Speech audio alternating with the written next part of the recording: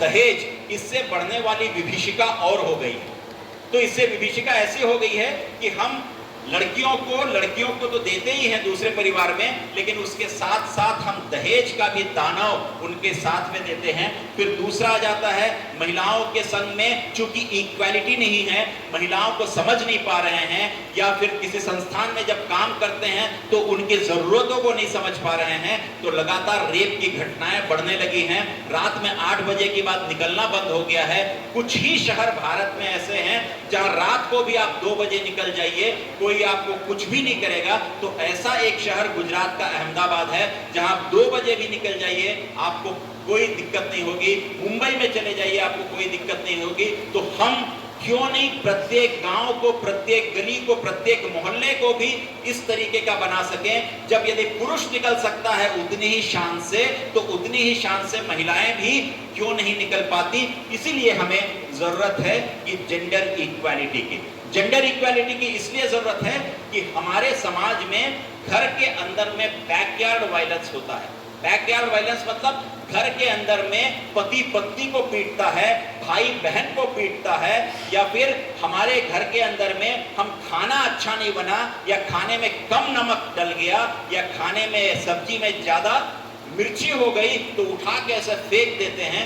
कभी हम बनाने का प्रयास नहीं करते, और इसको भी हम वायलेंस की श्रेणी में मानते हैं कि आप किसी के द्वारा बनाए हुए अन्न का तिरस्कार करके उसे आप दुत्कारते हैं, तो ये भी एक वायलेंस है। तो ऐसे बैकयार्ड वायलेंस को भी हमें खत्म करने की आवश्यकता है, और इसलिए जेंडर इक्वालिटी की बात कर रहे हैं, इसीलिए जेंडर सेंसिटाइजेशन की बात कर रहे हैं, और इसीलिए हम जेंडर इंक्लूजन की बात कर रहे हैं कि सब लोग समान रूप से इंक्लूसिव ग्रोथ की ओर आगे जा सके। और एक ऑनर के लिए बहुत सारी महिलाएं ऐसी हैं जो इतनी ज्यादा तड़प जाती हैं, इतनी ज्यादा मायूस हो जाती हैं कि वो कहती हैं कि मैं बस एक ही काम करूं कि मेरे अब समय आ गया और मैं अपने आप को मौत के गले लगा लूं। तो एक दरखास्त देती है और कहती है कि मुझे मृत्यु दे दिया जाए।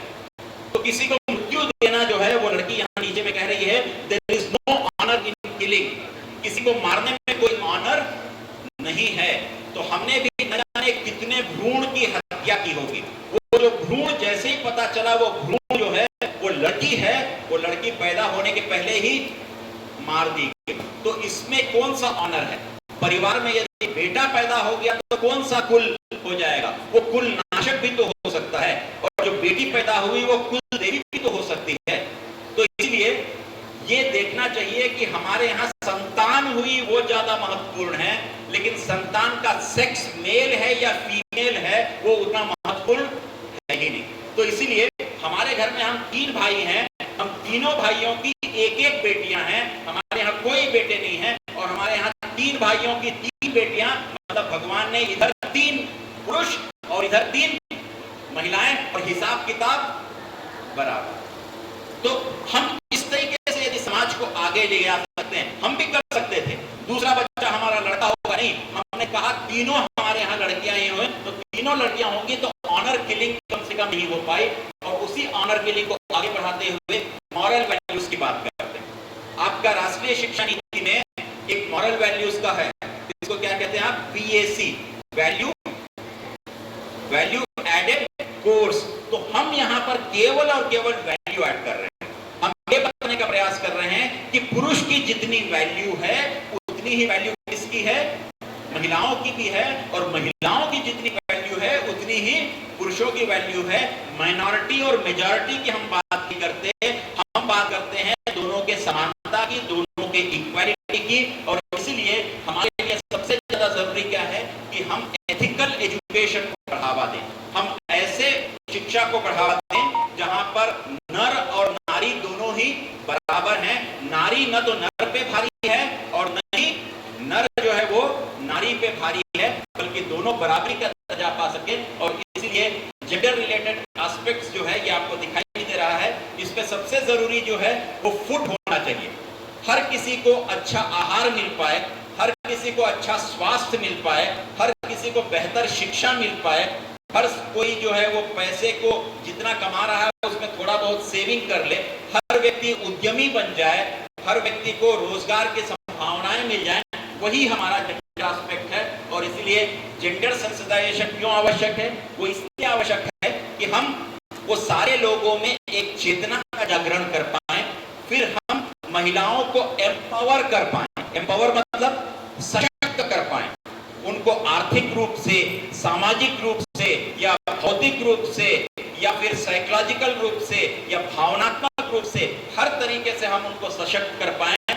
तीसरा, पुरुष और महिलाओं में कोई विभेद ना हो, दोनों बराबर हों, उस ओर हम आगे बढ़ पाए। फिर हम जेंडर इक्विटी जो है, बराबर का जो दर्जा है, वो उनको दे पाए। और prevention of gender based violence, कहीं पर एक और होता है, एक और संघ बना था, वो संघ का नाम था पुरुष पीड़ित संघ। कौन सा संघ था? पुरुष पीड़ित। वो सारे संघ वाले वो थे जिनको पीड़ा किनके कारण हुई? उनकी पत्नियों के कारण हुई, तो वो पत्नी पीड़ित संघ बना लिए। तो सारे लोग मिलते थे और अपनी अपनी पत्नी की दास्तान सुनाते थे कि मेरी पत्नी ने मुझे इस तरीके से पीड़ा दी, कोई कहता था मेरी पत्नी ने इस तरीके से पीड़ा दी। तो वैसे ही पत्नियों ने भी बनाया कौन सा संघ? पति पीड़ित संघ। अब ये दोनों पति पीड़ित और पत्नी पीड़ित संघ अलग अलग हो गए। इसलिए हम अपने महाविद्यालयों में एक सेल बनाते हैं जहां पर आप अपनी शिकायतों को डाल सकते हैं, और उस जो कमेटी होती है हमारी, या जो प्रकोष्ठ होता है, या जो सेल होता है, उसका नाम क्या होता है? Grievance redressal cell. Grievance redressal cell का मतलब होता है शिकायत निवारण प्रकोष्ठ। यदि किसी पुरुष को लगता है कि कोई महिला ने मेरे ऊपर इस तरीके का कुछ किया, या मुझे उसने मान लीजिए कि मेरे आत्मसम्मान के खिलाफ बात कही, या किसी महिला को लगता है कि पुरुष ने किया, या किसी विद्यार्थी को लगता है, तो वो सेल जो है उन शिकायतों का निवारण करता है, ताकि हमारे संस्थान में हर कोई बराबरी में रह सके। और इसीलिए एक इनिशिएटिव ये है कि हमें किसी भी जेंडर को, चाहे वो महिलाएं हो चाहे वो पुरुष हो, किसी को सहानुभूति की जरूरत नहीं है, सबको परानुभूति की जरूरत है। मतलब ये हुआ कि दूसरा जैसा अनुभव करता है वैसा ही अनुभव मैं भी कर पाऊं। और आपके यहाँ वही परानुभूति है। आपके यहाँ एक फीडिंग सेंटर खुला हुआ है, देखिए आप जैसे ही एंटर करते हैं तो राइट साइड में मैडम ने क्या खोल के रखा है? फीडिंग बूथ या फीडिंग सेंटर या फीडिंग रूम बना के रखा है। वो फीडिंग रूम क्यों बनाया है? उन लड़कियों के लिए, उन महिलाओं के लिए जिनके बच्चे आ जाते हैं और जो परीक्षाएं देती रहती हैं, और बच्चों को जब दूध की जरूरत होती है तो वो माँ जाकर वहां पर दूध उनको पिला सके, वहां पर बच्चे जो है खेल सके। और एक मैडम यहाँ बैठी थी जो अपने बच्चे को लेके आई थी, उनका बच्चा वहां पर खेल सके और वो अपना काम कर सके। ऐसा आपके महाविद्यालय में पहला पूरे छत्तीसगढ़ में केंद्र है, तो आपको मैडम के लिए ताली बजानी चाहिए। इतनी सारी महिला प्राचार्याएं हुई, और इतनी सारी महिला प्राचार्य नियमित प्राचार्य हुई, और आपके महाविद्यालय में भी महिला प्राचार्य पहले भी रही, और पूरे छत्तीसगढ़ के कई महाविद्यालयों में महिला प्राचार्य रही, लेकिन किसी के दिमाग में ये बात कभी आई ही नहीं। तो ये जो बात आती है वो माइंडसेट की है, ये जो बात आती है वो एक परिवर्तन की है, ये जो बात आती है वो नवाचार की है। और ये कोई बहुत बड़ी बात नहीं है, लेकिन एक बहुत बड़ी बात इसलिए भी है कि किसी की पीड़ा को जानकर, समझकर, उसको अपनी पीड़ा मानकर उसकी पीड़ा का निवारण करने का जो काम है, उसी को हम क्या कहते हैं? परानुभूति कहते हैं। और आपके महाविद्यालय का ये केंद्र जो है, ये परानुभूति के कारण बना है, सहानुभूति के कारण बिल्कुल भी नहीं बना। तो इसीलिए आपको अपने महाविद्यालय के इस केंद्र का प्रचार और प्रसार लगातार करना चाहिए। ये जेंडर इक्वालिटी की बात करते हैं, और इसीलिए इसको आगे बढ़ते हुए हम एक और बात ये भी कह सकते हैं कि गति बदलेगी वर्तमान स्थिति। गति किसको कहते हैं? स्पीड को कहते हैं। ठीक, गति क्या है? गति है gender advancement for transforming institution, ये उसका फुल फॉर्म है।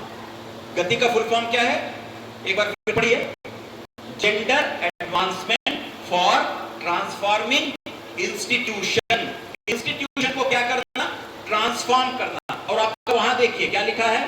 अ ट्रांसफॉर्मेटिव अप्रोच, एक ऐसा अप्रोच जो पूरे तरीके से दृश्य को बदल दे, एक ऐसा अप्रोच जो कि पूरे तरीके से चीजों को अलग से सोचने के लिए मजबूर कर दे। तो उसी gender advancement for transforming institutions में पहला है इक्वल अपॉर्चुनिटी। विश्वविद्यालय अनुदान आयोग ने एक आदेश निकाला कि प्रत्येक महाविद्यालय में एक प्रपोज्ड सेल का गठन होना चाहिए और उस सेल का नाम है इक्वल अपॉर्चुनिटी सेल। मतलब सभी के लिए समान रूप से अवसर प्रदान करना। इस समाज में जितने भी लोग हैं सभी को अवसर कैसे मिलना चाहिए? समान मिलना चाहिए। ये नहीं कि इनको अवसर ज्यादा मिला और इनको अवसर कम मिला, बल्कि दोनों को अवसर बराबर से मिलना चाहिए, वो है। फिर दूसरा है डाइवर्सिटी। हम अलग अलग जगहों से आते हैं, अलग अलग भाषाएं बोलते हैं, अलग अलग परिवार से आते हैं, अलग अलग खान पान है, अलग अलग पहनावा ओढ़ावा है, लेकिन इतने डाइवर्सिफाइड में भी भारत एक है। तो भारत की विशेषता क्या है? अनेकता में एकता, वो डाइवर्सिटी है। फिर कैपेबिलिटी, हमारे अंदर की क्षमताओं का निर्माण करना। ये नहीं कि केवल पुरुष सशक्त हो जाए, महिलाएं सशक्त ना हो। इसलिए हम महिलाओं के लिए या विद्यार्थियों के लिए हम कराटे भी कराते हैं, कुंग फू का भी कराते हैं, ताकि वो अपना बचाव स्वयं कर सके। बचाओ बचाओ करके चिल्लाए नहीं, बल्कि कराटे और कुंग फू का एक बार उसके ऊपर करे ताकि वो जमीन सूंघने लगे। तो वो कैपेसिटी बिल्ड करना। हमको जेंडर इक्विटी की बात करनी है, जहां पुरुष और महिलाएं बराबर हैं। फिर हमको एनेबलिंग एनवायरनमेंट, हमारे महाविद्यालय या हमारे संस्थान का एनवायरनमेंट ऐसा हो कि एक महिला भी एंटर करे तो उसके लिए भी अनुकूल हो, एक पुरुष एंटर करे तो उसके लिए भी अनुकूल होना चाहिए। फिर जेंडर रिस्पॉन्समेंट, हम इस तरीके से किस तरीके से जेंडर को आगे बढ़ा सकते हैं, गति दे सकते हैं। फिर इंस्टीट्यूशनल सपोर्ट, हमारे जो मुखिया हैं वो दोनों को बराबर की नजरों से देखें, वो दोनों जेंडर को सपोर्ट कर पाए। फिर स्ट्रांग लीडरशिप, लीडरशिप मतलब संस्था प्रमुख जो है वो ऐसा व्यक्ति हो, ऐसा श्रेष्ठ व्यक्ति हो, ऐसा यशस्वी व्यक्ति हो जो दोनों को लेकर चलता हो, जो पूरे के पूरे संस्थान को आगे गति देने का काम करता हो। फिर रिमूविंग बैरियर्स, बैरियर मतलब हर्डल, हर्डल मतलब बाधाएं। जो बाधाएं हमारे सामने आती हैं आगे बढ़ने के लिए, उन बाधाओं को हम क्या कर पाएं? तोड़ पाएं, उन बाधाओं से निकल पाएं, उन बाधाओं को समाप्त कर पाएं। और अंडर रिप्रेजेंटेशन, जो कमतर है उसको बेहतर कैसे बना सकें, और जो कमतर है उसको बेहतर की बराबरी में कैसे ला सकें, यही काम कौन करेगा? कौन करेगा? गति करेगी। तो गति का काम ये है, और ये गति ये काम करती है तो वर्तमान की स्थिति क्या हो जाएगी? बदल जाएगी। तो गति में काम आपको भी करना है, गति में काम इनको भी करना है, गति में काम हमको भी करना है। इसलिए हम सभी को काम करने की आवश्यकता है। और इसलिए 10 स्ट्रैटेजी जो है जो इक्वालिटी को वर्कप्लेस में डेवलप कर पाती हैं, वो है इंक्लूसिव एनवायरनमेंट। एक ऐसा एनवायरनमेंट जो दोनों के लिए बराबर है, जो दोनों के लिए बराबर का। 3 साल ये बच्चा है, आपने इतना लंबा मुंह फाड़ा और ऐसा मुंह फाड़ी